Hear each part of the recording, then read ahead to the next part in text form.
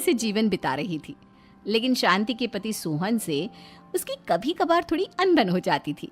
एक दिन शांति रोज की तरह सुबह का खाना बना रही थी, तभी दरवाजे की घंटी बजी। घंटी की आवाज सुनकर वो दरवाजे की ओर जाते हुए कहती है, अरे आती हूँ, कौन है, सब्र करो। शांति दरवाजा खोलती है तो देखती है कि उसके जेठ मोहनदास सामने खड़े होते हैं। वो सक पकाकर अपना घूंघट करती है और पैर छूकर कहती है, आइए आइए जेठ जी। कैसी हो शांति? जी मैं तो बिल्कुल ठीक हूँ, सब आपकी मेहरबानी है भाई साहब। शांति और मोहनदास की बातें सुनकर शांति का पति सोहन और उसके दोनों बेटे बाहर आ जाते हैं। अरे भैया राम राम, कैसे हो आप? राम राम भाई। अरे शांति, ऐसे खड़ी खड़ी क्या देख रही हो? चाय कॉफी कुछ लेकर आओ, भैया आए हैं। शांति तेजी से रसोई की ओर आगे बढ़ती हुई कहती है, अरे मेरी माँ, गेट खोलने के चक्कर में मेरे तो चावल ही जल गए।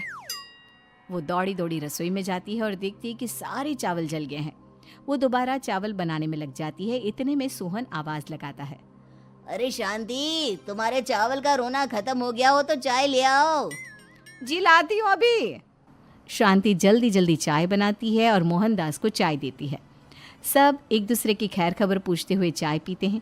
चाय खत्म होती ही मोहनदास शांति की ओर देखते हुए मजाक में कहते हैं, शांति, अब तुम्हारी चाय में दम नहीं रहा, अब हमें चाय बनाने वाली बदलनी पड़ेगी। ये कैसे मुमकिन होगा जेठ जी, घर और बाहर का सारा काम मुझे ही करना पड़ता है और कभी कभी जल्दी जल्दी के चक्कर में काम बिगड़ जाते हैं, जैसे आज चावल जल गए। अरे इसी का तो हल लेकर आया हूँ। मैंने रिश्ता देखा है अर्नव और आरुष के लिए। दोनों लड़कियाँ बहुत सुंदर और सुशील हैं। अगर आप दोनों इजाज़त दें तो बात करूँ आगे। सोहन और शांति रिश्ते की बात सुनकर कहते हैं, अब ठीक है, बात चलाइए ना भैया, पर पहले लड़की के बारे में कुछ बताइए तो सही। हाँ हाँ भाई साहब, लड़की कैसी है, परिवार कैसा है, कहाँ के रहने वाले हैं? देखो, परिवार तो बहुत अच्छा है, पर वे दोनों लोग बहुत गरीब हैं। दहेज में कुछ मिलेगा नहीं। अरे हमें दहेज में कुछ चाहिए भी नहीं, बस लड़की संस्कारी होनी चाहिए। एक लड़की तो पढ़ी लिखी है और शहर की रहने वाली है, पर दूसरी अपनी गरीबी की वजह से पढ़ न सकी और गांव में रहती है। लेकिन दोनों है बहुत खूबसूरत। अगर तुम सबको देखते ही पसंद ना आ जाए तो मेरा नाम बदल देना। हाँ, पर तो हम आंखें मूंद कर भरोसा कर सकते हैं भैया। आप आगे बात चलाइए, हम शादी करने को तैयार हैं। कुछ ही दिन में अर्नव और आरुष की शादी हो जाती है। आरुष की शादी अनपढ़ लड़की मंजरी से हो जाती है, जो कि बहुत भोली भी होती है, और अर्नव की शादी पढ़ी लिखी लड़की तनुजा से हो जाती है, जो कि घमंडी और चालू होती है। एक दिन मंजरी घर के काम कर रही थी कि अचानक शांति उसे आवाज लगाती है, बड़ी बहू, ओ बड़ी बहू, मंजरी जल्दी यहाँ आओ। मंजरी जल्दी जल्दी शांति के पास जाती है।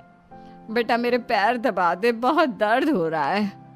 जी माँ जी, बस बर्तन धोकर आती हूँ। अरे बैठ यहाँ, मेरे पैर में बहुत तेज दर्द हो रहा है, बर्तन छोटी बहू धो लेगी। मंजरी शांति के पैर दबाने लगती है तो शांति तनुजा को आवाज लगाती है, छोटी बहू, ओ छोटी बहू। तनुजा थोड़ी देर से आराम से चलकर आती है। जी माँ जी, आपने बुलाया मुझे? आपको कोई काम था क्या? तू कुछ काम कर रही है या?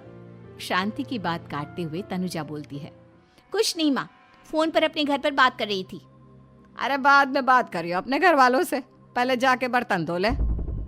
तनुजा मुंह बनाते हुए अपनी जिठानी की ओर देखती है और मन ही मन कहती है, ये महारानी वहाँ बैठी है, ये नहीं कि बर्तन धो ले। मैंने इतनी पढ़ाई बर्तन धोने के लिए की थी क्या? तनुजा दांत पीसकर वहां से चली जाती है। अगले दिन सब दफ्तर चले जाते हैं, तभी डाकिया चिट्ठी लाता है। शांति चिट्ठी लेकर मंजरी से कहती है, बड़ी बहू, जरा छोटी बहू को बुलाना, एक चिट्ठी आई है। मेरी तो आंखें कमजोर है तो मुझसे पढ़ा नहीं जाएगा। मंजरी तनुजा के पास जाकर कहती है, तनुजा, तुम्हें माँ जी बुला रही हैं। मुझ पर हुक्म मत चलाओ, काम बताओ काम। अरे मैंने तुम पर कहाँ हुक्म चलाया, और हुक्म चला भी दूंगी तो क्या हुआ? तुम तो मेरी छोटी बहन की तरह हो ना। तुम जैसी अनपढ़, जाहिल और गांव की गवार मेरी बहन नहीं हो सकती। बेचारी मंजरी तनुजा की बात सुनकर अपना सा मुंह लेकर रह गई। कोई चिट्ठी आई है, माँ जी तुमसे पढ़वाना चाहती है, बस इसलिए बुला रही हैं। मुंह टेढ़ा करके तनुजा मंजरी का मजाक बनाती हुए कहती है। अनपढ़ कहीं की। तनुजा का ऐसा बर्ताव देखकर बड़ी बहू बहुत दुखी होती है। तनुजा को अपनी पढ़ाई का घमंड इतना हो गया कि अब वो घर के कोई काम नहीं करती और अपनी जेठानी का मजाक बनाती रहती। तनुजा का ये बर्ताव अब उसकी सास को भी नजर आने लगा था। एक दिन शांति ने अपनी बड़ी बहू से कहा, मंजरी, तनुजा हर समय तुम्हारा मजाक उड़ाती है, तुम्हें गुस्सा नहीं आता क्या? आता तो है माँ जी, लेकिन मैं क्या करूं? जब भी उसे कुछ बोलती हूँ वो और भी जली कटी बातें मुझे सुनाकर चली जाती है। मैं उसे अपनी छोटी बहन की तरह प्यार करती हूँ, लेकिन उसके दिल में मेरे लिए कोई इज्जत नहीं। बहू, तूने वो कहावत सुनी है, जुल्म करने वाले से ज्यादा जुल्म सहने वाला अपराधी होता है। मंजरी अपनी सास का इशारा समझ जाती है। वो अपनी देवरानी को सबक सिखाने की ठान लेती है और एक दिन शांति अपनी दोनों बहुओं के साथ बैठी थी तो शांति अपनी बड़ी बहू से पूछती है, अरे बहू, शाम होने को है, कुछ सोचा है क्या बनेगा खाने में? माँ जी, मेरे तो सर में बहुत दर्द है आज। मेरी प्यारी देवरानी ही कुछ अंग्रेजी खाना बनाकर खिलाएगी। सुना है पढ़े लिखे लोग अंग्रेजी खाना बहुत अच्छा बनाते हैं, क्यों तनुजा? इतना कहकर मंजरी अपनी सास की ओर देखकर मुस्कुरा दी। तनुजा अपनी तारीफ सुनकर बहुत खुश हो गई। इतने में शांति कहती है, ये तो सच बात है छोटी बहू, ये तो मैंने भी सुना है। हम भी पक गए हैं बड़ी बहू के हाथ का खाना खा खा कर। तनुजा, तुम्हारी माँ भी तो तुम्हारे खाने की बहुत तारीफ करती हैं। आज हमें भी खिला दो कुछ अच्छा सा बनाकर। शांति की बात सुनकर छोटी बहू और आसमान पर चढ़ गई, पर उसे ये कहाँ पता था कि उसकी सास और जेठानी उसे सबक सिखाना चाहती हैं। तनुजा अपनी तारीफ सुनकर खुश तो बहुत होती है, पर सोचने लगती है, मुझे तो कैसा भी खाना बनाना नहीं आता। अब मैं क्या करूंगी? अगर मैंने इनको सच बता दिया तो मेरी सारी इज्जत मिट्टी में मिल जाएगी। अरे छोटी बहू, क्या सोच रही हो? खिलाओगी ना अपने हाथ का अंग्रेजी खाना? छोटी बहू हाँ में सर हिला देती है। अचानक से उसके दिमाग में एक आइडिया आता है। मैं इंटरनेट से देखकर कुछ बना लेती हूँ, मेरी वाहवाही पूरे घर में हो जाएगी। मुझे कौन सा रोज रोज बनाना है।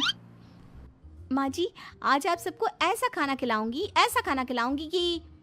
इतने में शांति छोटी बहू की टांग खींचते हुए कहती है कि पता नहीं कैसा खाना खिलाओगी। ए ऊपर वाले, हमारी रक्षा करना। इतना बोलकर शांति और मंजरी दोनों जोर जोर से हंसने लगते हैं। अब तनुजा रसोई घर में चली जाती है और खाने की तैयारी करने लगती है, पर उसे रसोई घर की चीज़ों के बारे में तो कुछ नहीं पता। जैसे तैसे सारी चीज़ें निकालती है और इंटरनेट पर देखकर खाना बनाती है। कुछ ही देर में सब लोग घर आ जाते हैं। अरे सुनते हो, आज का खाना हमारी छोटी बहू बना रही है। अरे वाह, आज तो फिर कुछ अंग्रेजी खाना खाने को मिलेगा। कुछ ही देर में खाना बन जाता है तो छोटी बहू सबका खाना लगा देती है।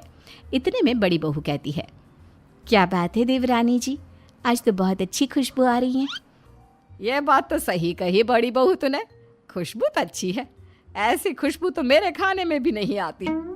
सब मिलकर छोटी बहू की बहुत तारीफ करते हैं और छोटी बहू 7वें आसमान पर बैठ जाती है। अब सभी खाना खाते हैं। जल्दी जल्दी दो, अब तो मुंह में पानी आ रहा है। हाँ, मुझसे भी नहीं रुका जा रहा। जैसे ही सोहन एक निवाला खाता है तो उसकी आंखों से पानी आने लगता है। ये देखकर शांति सोहन से पूछती है, क्या हुआ जी, खाना इतना अच्छा बना है कि आंखों से पानी आ गया? सोहन चुप रहता है और धीरे धीरे से खाना शुरू कर देता है। इतने में सोहन छोटी बहू से कहता है, बेटी तुम भी तो खाओ, तुम क्यों रुकी हो? खाना सच में बहुत अच्छा है। ये कहकर सोहन जोर से हंस देता है। फिर सब खाना खाने लगते हैं, लेकिन खाने में नमक और मिर्च तेज हो गई थी। तनुजा से कोई कुछ नहीं बोलता, बल्कि उसे भी खाने को कहते हैं। जैसे ही छोटी बहू खाना खाती है वो पानी पानी कहकर चिल्लाती है, पानी, इसमें तो पानी। ये खाना तो सच में इतना अच्छा बना है कि हमारे साथ साथ देवरानी जी भी इसके स्वाद को कभी नहीं भूल पाएंगी। सही कहा बहू। तनुजा को अपनी गलती का एहसास हुआ और उसने अपनी सास से कहा, माँ जी ये मेरी गलती नहीं है, इंटरनेट पर दिखाया था कि 4 चम्मच नमक और मिर्च डालने हैं। अब मंजरी को भी मौका मिल गया और उसने तनुजा पर तंज कसा। नाच न जाने आंगन टेढ़ा, हर जगह अपनी पढ़ाई दिखाती हो। दूसरों का मजाक उड़ाती हो। अब पता चला ना, हर चीज़ में पढ़ाई काम नहीं आती। और तुम तो शहर में रही हो, तुम्हें तो मुझसे भी अच्छा खाना बनाना आना चाहिए ना। बेटा, अगर तूने ठीक से सब सीखा होता तो आज तुझे शर्मिंदा नहीं होना पड़ता। बात शहर या गांव की नहीं होती।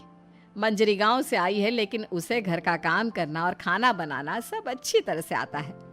तुम शहर में रही हो, तुमने ये सब क्यों नहीं सीखा? छोटी बहू सर नीचा कर सबसे माफ़ी मांगती है और बहुत शर्मिंदा होती है। दीदी मुझे माफ़ कर दो, मैंने आपको बहुत बुरा भला कहा, पर आपने मुझे हमेशा ही माफ़ किया। आज मुझे अपनी गलती का एहसास हो गया है। अब दोनों बहुएं मिलकर घर का काम करने लगी और एक दूसरे को अपने गुण बांटने लगी। मंजरी ने अपनी देवरानी को खाना बनाना